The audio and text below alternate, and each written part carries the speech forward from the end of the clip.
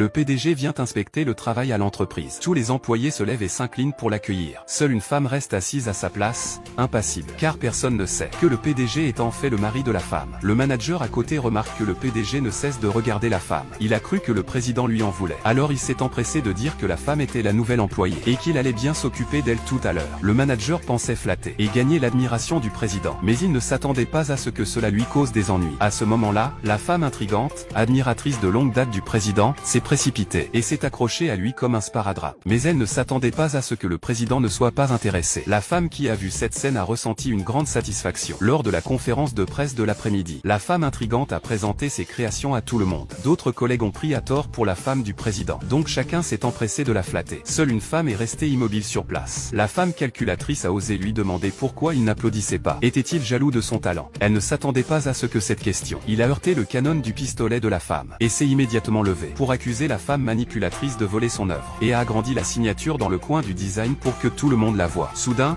les collègues dans l'audience ont commencé à discuter vivement du comportement de la femme manipulatrice. Mais la femme intrigante ne pense pas qu'elle ait tort et dit qu'elle est l'épouse du président et que toute l'entreprise lui appartient. Elle va même jusqu'à prétendre pouvoir utiliser l'œuvre de la femme comme une faveur et déclare avec arrogance qu'elle ne veut pas seulement l'entreprise. Même la place de l'épouse du président ne peut être que la sienne. Face à la provocation flagrante de l'intrigante, la femme ne peut plus se contenir. Elle attrape les cheveux de l'intrigante et la traîne dehors, devant tous les employés de l'entreprise. Je lui ai donné une grande claque. J'ai déjà vu des petits prétentieux, mais jamais quelqu'un d'aussi arrogant. Je suis même prêt à te frapper. C'est pour te montrer du respect.